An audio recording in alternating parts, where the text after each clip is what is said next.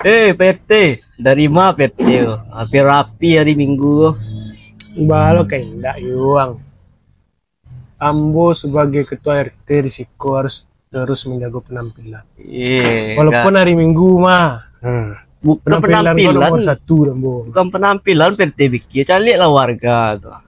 Lah kerja warga, tiap malam mengumpat rumah orang segini tuh. Kalau soal keamanan, uyang tandang sudah yang. Itulah dalam kepala Ambo sudahlah. Eko mah yang maliang-maliang tadi itu mah agak 2 hari 3 hari nyobalian barang tuh itu mah ke rumah orang tuh. Tanah. Rumah si Susi batang tuh. Lah Cali lah 3 hari lagi balik kulkas ya. Kulkas rusak tuh nyoba dek pemuda sinan tuh. Tibo beko balik ke rumah si Susi itu mah. Kulkas baru ya mah. Yo sebenarnya baru tuh. Sawananya maliangnya kan double job. Nampak yang rusak-rusak doang nyomaliang lu nyopeloan. Nyobalian balik ke rumah tuh. Di rumah ada TV rusak ada ya. Suruh hanya maliang lah. Tunggu yang baru kan. Tunggu aja lah punya jadwalnya dia. Ambo mau dulu Ambo membina warga-warga Ambo saling membantu.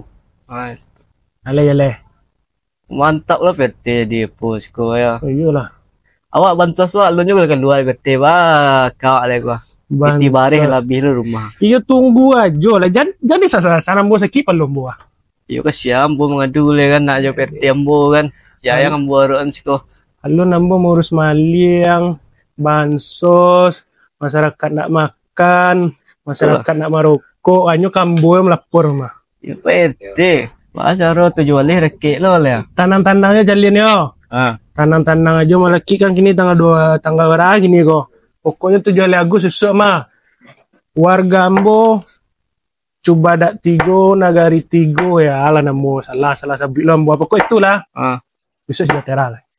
Mak lu ta PT bila rokok PT ustang. Lah kan? Lah boleh Ambo bae. Ama PT le. Tanang aja. Tanang-tanangnya lagi. Nah, assalamualaikum.